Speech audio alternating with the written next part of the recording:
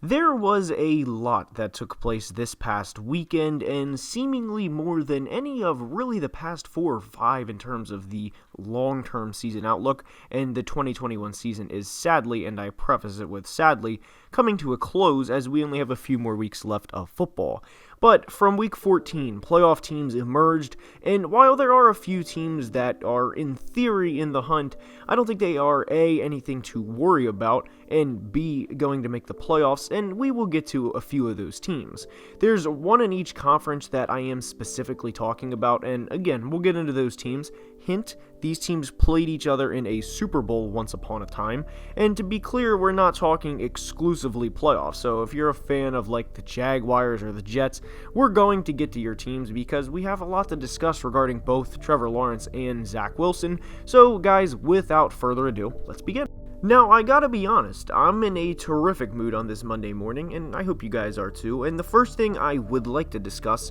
is the very real possibility of having a repeat Super Bowl between the Chiefs and the Bucs. We all know and saw firsthand how bad the Chiefs looked earlier in the year, and really the highlight of that was the 2 losses they had in 3 weeks by multiple scores to the Buffalo Bills and the Tennessee Titans. This was the peak of the Jackson Mahomes drama, as sandwiched in between the Bills and Titans game was the Washington football team win that they had, and the whole thing of him dancing on the Sean Taylor logo, and yeah, it was a brutal 3-game span for the Chiefs, because even when they won a game on the road by nearly 20 points, a game that should have been highlighted by getting back on track and propelling them towards a good stretch of the season, it was instead overshadowed by the franchise quarterback's brother dancing, and well, that's really not the look NFL franchises want, and then they followed it the next week with, as we said, a 24-point loss to the Titans, and count them, 3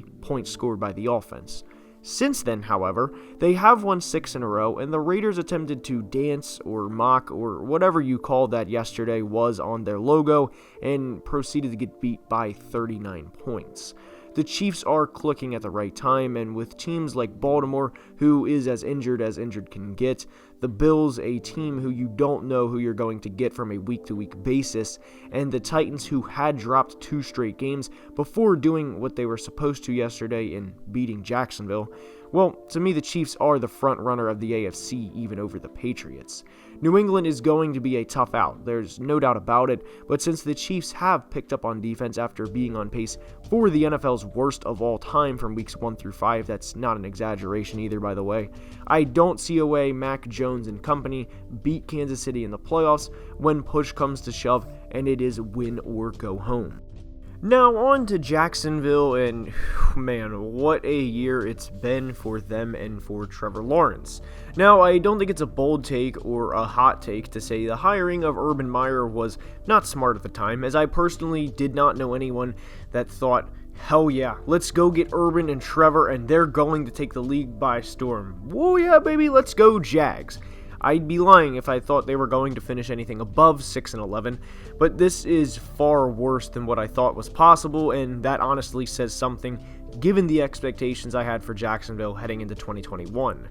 Urban, you would have to think, is gone at season's end at the latest, as this year from start to finish has been an absolute nightmare. They wasted a year of Trevor's development and wasted a year of one of the best prospects we've seen this century for a head coach that's out at bars and making all the wrong reasons as to why he's in the headlines, not caring about his team, these sorts of things. The Tim Tebow publicity stunt was a sign of things of what were to come for the 2021 Jags, and at this point, as in like right now as you're watching this video, as I'm recording this video, now is the best time to fire Urban Meyer. It cannot come soon enough. So we can see what Trevor can do even in the few games that he and the Jags have without him as their head coach for the rest of the year. There's honestly nothing you can really say that's a positive to look forward to for 2022 other than the optimism of what will be the post-Urban Meyer era. I really can't think of another year that a franchise has had that's worse than the 2021 Jags, and here's what I mean by that. Of course, you can point to teams like the Browns, who had the 1-31 2-year span about 5 or 6 years ago, and of course the winless 2008 Lions, But the reason why I'd argue the 2021 Jags is worse is because you had the opportunity to draft the most highly touted prospect in a decade and second most, and what could arguably be the most hyped up prospect in 20 years, and have nothing to show for it except failure. And the last thing I'm going to say is I just can't get over the fact the Jags knew for months, because around a year ago this time the Jets beat the Browns in a random game in December, but Jacksonville knew they were going to get Trevor Lawrence and said, hey, let's hire Urban Meyer to help his development along and see how he progresses, as if that wasn't a recipe for a complete disaster from the minute this was even an idea. Now, we're going to discuss the entire AFC North, as there's a lot to unravel here, so we'll start with the Ravens. There's not really much to say for them if Lamar Jackson is indeed out a few weeks with a sprained ankle, and, well, Tyler Huntley is not going to lead the Ravens on the road to a playoff win, and they would be one and done, though I expect Lamar to be back by then. But for them to make it this far with as injured of a roster as they have is outstanding, and a big reason why I love John Harbaugh as much as I do. He is a great head coach, but you coach the talent you have on the roster, and a lot of the roster that they have is unfortunately injured. I do not expect them to make a deep postseason run, and I would imagine Ravens fans have to feel the same way given the circumstances that 2021 has been for them. Now, for Cleveland, if they make the dance, whether it be as a wild card again or as a division champ, I don't have high hopes for them either, largely due to the game coming down to Baker Mayfield making plays. Baker has not played great football in 2021, and if he has to make play after play on the road in January, I'm going to be honest, I have serious doubt in his ability to do that. I love the running back duo and the defensive line, as that pass rush is lethal. But January is usually determined by your QB play, and I am not the biggest Baker fan out there, though to at least be fair to him,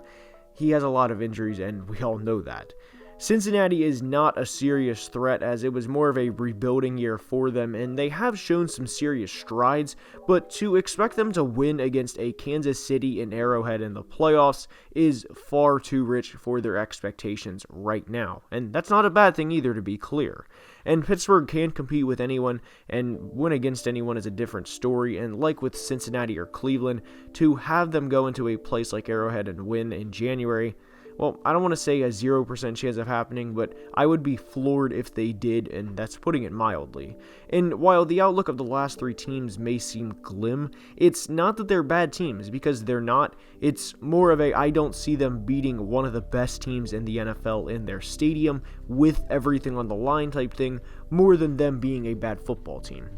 The Chargers absolutely dismantled the Giants on Sunday, and I cannot wait for Chargers-Chiefs on Thursday as we get Herbert versus Mahomes with playoff implications on primetime TV, and what's not to love about that? The New York Giants are not a fun team to watch, and sometimes when there is a bad football team, maybe you have a Jameis Winston chuck it up over your head 55 yards downfield circus play, but Mike Glennon is far from that, and we can't get a fun bad team to watch play. They're abysmal and very injured, and not surprisingly, got killed in an entire cross-country road trip on Sunday. Now, another team here, I don't think Matt Rule is the answer in Carolina, and there's a few games here for Week 14 where, let's just acknowledge them on winning, like the Seahawks beating the Texans. That's kind of expected, good for them. Both of them are going to be missing the playoffs, and it's a similar situation to the Saints-Jets game.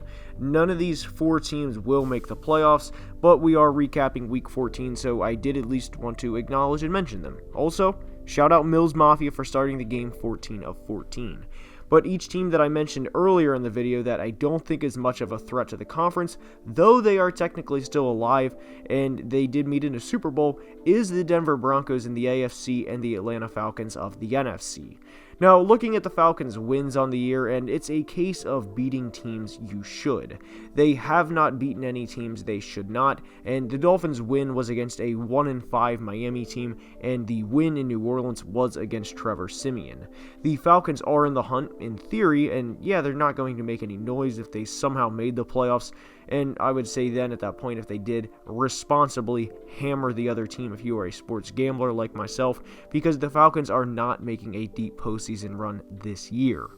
Now, Denver has a decent looking future, and credit to them for beating the Cowboys the way they did, and the Chargers for that matter, but when push comes to shove and it's their season on the line and they have to win in a hostile environment on the road, I have understandable doubt in them. Last thing I do want to say in a non-sarcastic way for Denver, congratulations on having the same record as the Bills through 13 games and for being very much alive, as I certainly didn't expect that heading into this season, for them at least to be at this point in time. But with that being said, that's all I have for today's video. I hope you enjoyed, and if you did, please leave a like and subscribe to the channel, as it would mean the world. I really cannot state to you guys how much I appreciate the continued support. So until next time, I want you to be safe and have a great day.